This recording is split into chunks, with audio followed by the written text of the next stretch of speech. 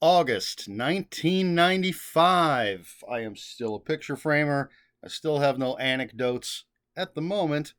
There will be some coming up in the next few videos of this series, but nothing right now. Just living my life, picture framing, doing this and that, and reading some books.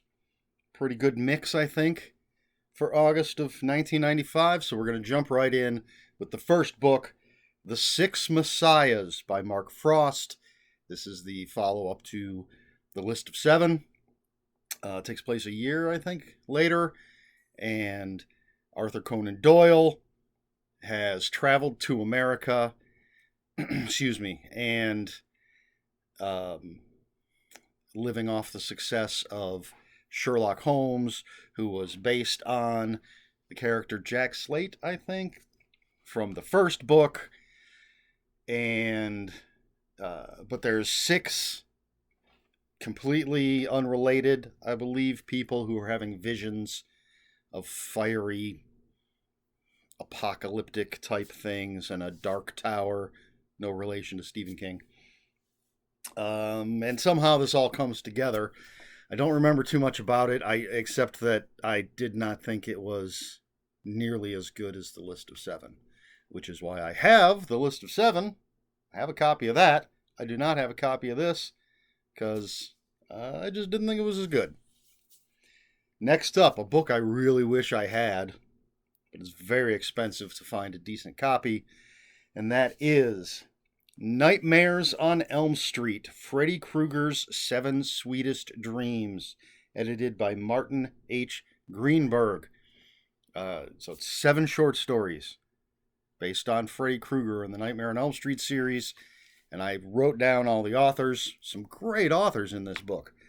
You got Brian Hodge right off the bat, starting strong. Tom Elliott.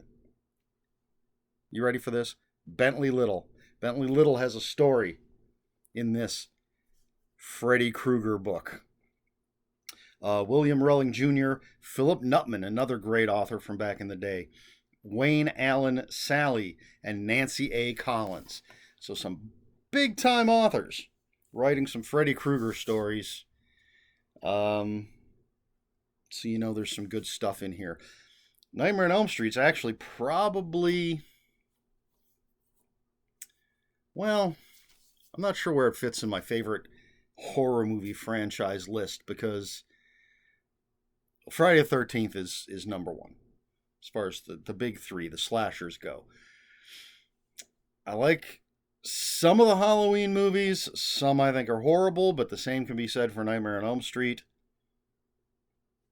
Some of them are amazing. Some are absolutely horrible. But it's still cool to read stories based on Freddy Krueger. But let's move on, excuse me. The next book is Breathe Deeply by Don Basingthwaite, or however you pronounce his name. This is possibly the first book I've ever read that's part of the World of Darkness from White Wolf Publishing, or White Wolf Games, whatever they were called, White Wolf. This is a werewolf, the apocalypse, a rage novel. So it, there's up in Canada, there's a thing called let me check my notes, the snow plague that's wiping out the werewolf population. And so Peter Ward, who is a member of the Glasswalkers tribe, is going to go down to the Amazon. He's trying to find a cure, trying to find a flower. And there's other werewolves that are trying to stop him. There's Pentex, the evil corporation. Good stuff. And for those who aren't familiar, White Wolf, I think, came to prominence with Vampire the Masquerade, their vampire role-playing game. And then they came out with Werewolf the Apocalypse, which was their werewolf role-playing game. And there was so a bunch of different horror and fantasy-based role-playing games, card games, which Rage, the card game, was one that was the first collectible card game I ever really played, even before Magic. A lot of fun. But what they did it with Vampire, they did it with Werewolf, is they create different groups within. In Vampire, it's called one thing. I forget what they're called, but I think they're just tribes in Werewolf. So since you're creating characters for this role playing game, you pick the tribe you're going to be, like Glasswalkers, and there are certain attributes that you're generally going to have if you're a member of that tribe. I think Wendigo is one of the name of one of the tribes. Um, so the novels take all of this. They take all of this world that's been built for the games and incorporate it into these books. And eventually, we're going to get to me reading a lot of these. So I was a big fan. I started with the werewolf stuff, and then started reading all the vampire stuff and all the other different worlds, but they're all connected as well. So the vampires and the werewolves will clash. But yeah, as I said, I think this is the first one. And probably I had started playing Rage, the card game, and so decided to check out the books. It's my guess, because I know at this point I was going to a comic book store called The Keep, and that's where I picked up my first deck of Rage cards. But Breathe Deeply, Don Basingthwaite. If you like werewolf stuff, and you don't mind that this is going to have these different tribes with different attributes, and there's sort of werewolf politics going on. So this isn't like American Werewolf in London, where werewolves are a mysterious thing. The world doesn't know, like the world in general doesn't know that these things exist. But these are stories where the werewolves, groups of werewolves, are the main characters. So there's horrific elements, but it's not your typical like humans versus a werewolf, or trying to discover what's murdering the townspeople and turns out to be a werewolf. It's not that kind of thing. There's actual groups of werewolves. But I like the stuff, as you'll eventually see. If you keep watching this series, there's going to be a lot of World of Darkness stuff coming up. Not today, though. Next up today is Born Bad by Andrew Vax. This is his short story collection. And I was going over this list in preparation for the video, and I was like, didn't I just read this? So I went back, and this is August of 95. I read it in September of 94. But it's Andrew Vax, so it's fantastic. Yes, very hard-hitting short stories from the master of hard-hitting writing, Born Bad. Next up, you can see me reaching. I have a copy of this book. Another one that's been on the list before. This is The Ultimate Spider-Man, edited by Stan Lee. I love that cover. It's got the lizard on it, so you know I'm happy. And this is a short story collection, illustrated. Not like a comic book, just occasionally there's a picture. You know, just a little illustration every once in a while. Just a bunch of Spider-Man short stories. We start with a retelling of his origin by Peter David and Stan Lee, and then different stories throughout Spider-Man's career, different enemies, different styles, different takes on the character. Well, mainly, the same take, I guess. But always fun for me to read this kind of thing. I like... you know me, if you've been watching this series, I like my superhero prose stories. Then we have Thin Air by Robert B. Parker. This is a Spencer novel. Some woman, something St. Clair. I want to say it's Lisa St. Clair, but I'm not 100% sure. She's the wife of a cop. She goes missing. Spencer is going to help out a friend and try to find her. And, of course, things don't go as planned. And it turns out that that's not even her real name. Who is she? What's the mystery? Spencer will figure it out. One of the later Spencer novels, relatively speaking, again, this is 95. I assume it was brand new. I'm not promising anything. I assume it was the brand new one at the time that I read it. don't think it's been on the list before. Maybe it has. I don't know. I can't remember everything, so I have to look these things up. But it's Robert B. Parker. It's Spencer. It's good stuff. He's batting 900, I'd say, with the Spencer books. There are a couple that didn't thrill me, but for the most part, they're pretty solid. Next up is a book that I would have, but I'm a wonderful and generous uncle. And I was at Half Price Books with my nephew and niece-in-law. We saw a copy of the book, and I let my nephew buy it. There's only one copy.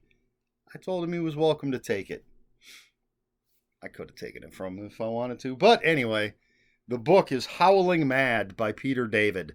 I will own a copy of this again someday. This is the story of a wolf who is bitten by a werewolf. And so once a month, on the full moon, this wolf becomes human. It is a very funny and touching book. I laughed out loud when, spoilers for the next few seconds, but this woman meets the werewolf, the wolf, when he's a man in man form. She takes him back to her apartment, and he immediately goes and pees in the corner to mark his territory. Thought it was hilarious.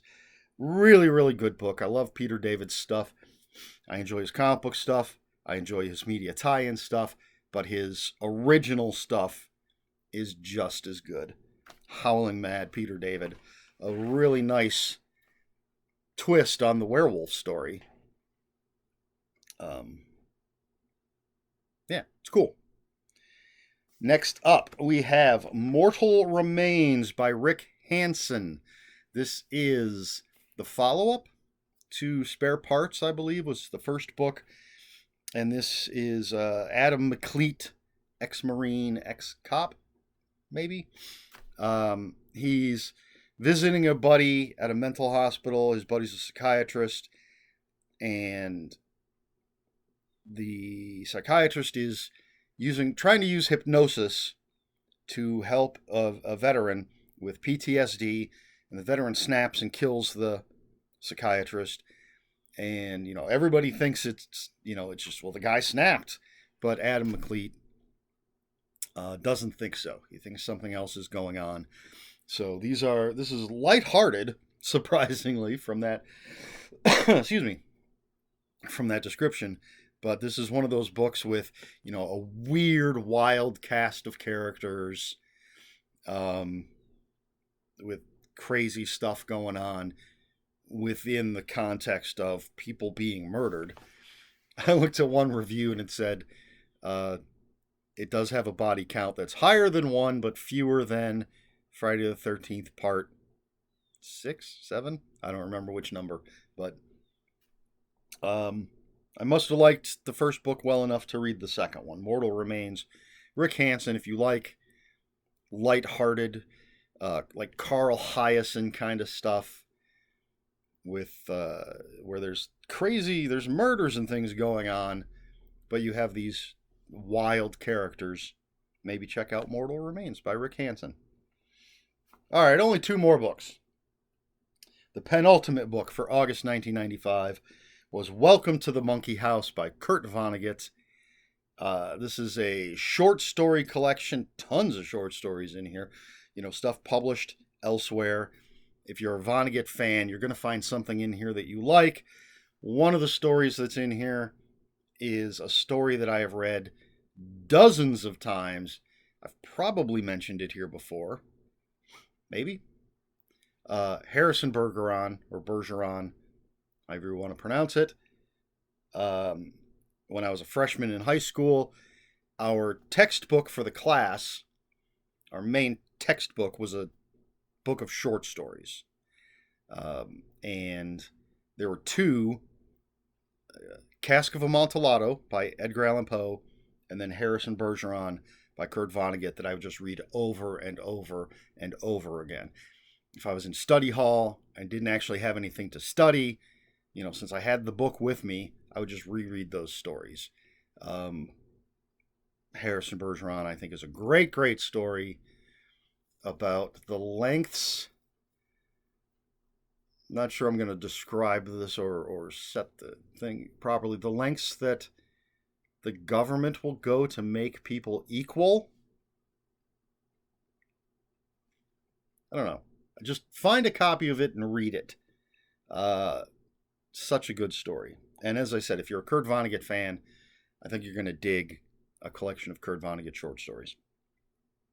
And then finally, the last book that I read in August of 1995, a book I have read a number of times, a book that was adapted into the first season of an unfortunately short-lived TV show, a book by one of my favorite authors of all time, a book that introduces two of the greatest characters in literature who are still being written about. Have you figured it out yet? I've been teasing it, seeing if anybody can tell me what it is before I reveal that the last book I read in August of 1995 is A Savage Season by Joe Lansdale, the book that introduced Hap and Leonard to the world. Love Hap and Leonard. I've mentioned it many, many, many times. And as I said, this is the book that introduces them to the world. Hap is a white, hippie kind of guy. Leonard is a gay, black, Army veteran. But they're best friends. They work in the rose fields. And Hap's ex-wife, let me take a quick look. I know she's an ex. This says one-time lover. So, not 100% sure if I can't remember if they were married or not. But she comes a-calling and says that the guy she's hooked up with now has a bead on this car that's sunk in a river, that's got millions of dollars in it from a robbery years and years, decades ago perhaps, and they need Hap and Leonard's help to get this money out of the car, get to the car. They got to dive, apparently they don't know exactly where in the river, and Hap knows the river. Hopefully I'm not mixing things up with things from the TV show, just in case details are different. But anyway, Hap and Leonard decide to try to help out, but of course things are not going to go the way they are supposed to. I believe I read Mucho Mojo first and then went back and read this, but damn, it's good. I mean, I'm never going to not recommend Joe Lansdale, any of the Hap and Leonard books, any of his other books as well. But man, I love Hap and Leonard. And as an introduction, this is a fantastic story. So if you haven't read Joe Lansdale yet, get on that and jump on Savage Season. I think they should all be readily available. But that's it. What a way to end the month, August 1995, with some fantastic Joe Lansdale. So there you have it. That is all of the books that I read in August of 1995. Again, I think it's a pretty good mix. We got some comic book prose, we got some media tie-in stuff, and mysteries and horror, a werewolf novel and a reverse werewolf novel, all sorts of cool things. So again, I didn't pre-think of a question. So we're going generic. Which of these books is of the most interest to you? Have you read any of these? And if not, which one of these sound like something you would like to read? Let me know in the comments below. If I had to pick a favorite, I mean, that's easy. It's going to be Savage Season by Joe Lansdale. But I would love to have the Nightmare on Elm Street anthology again. Andrew Vax I would reread. I have the Spider-Man. I'll reread that eventually. Howling Mad. There's some really, really good things in here. But yeah, Savage Season is my top pick for the month. Should I start doing that? Top pick for the month? let me know that in the comments below. And if you have any comments, questions, or corrections, please put those in the comments below. Comments are open for spoilers. Just post spoiler warning. We try to be polite here on my channel. Please like, share, and subscribe. All that YouTube stuff. Check out my Nocturnals t-shirt. There's a logo down there. Art by Dan Brereton. Now, I did get this from Kickstarter because I backed a calendar, but you can check out Dan Brereton's stuff online. He's got comic books, the Nocturnals, and man, I'm going off the rails. He actually is the cover artist for the book I'm currently reading, Halloween Nights, Tales of Autumn Fright, and he co-wrote one of the stories, and he's got illustrations in here. So I don't know why, just because I'm wearing the shirt, I'm promoting Dan Brereton. You should check out his stuff. Okay, and if you care to follow me on other social media, my Twitter is at Ronan5757. My Instagram, where I post pictures of books, comic books, board games, fuzzy animals, and cool t-shirts that I get, is Eric Smith5757. That's Eric with a K, ERIKSMITH 5757. That's all I have for you this week. So until next week, read more books.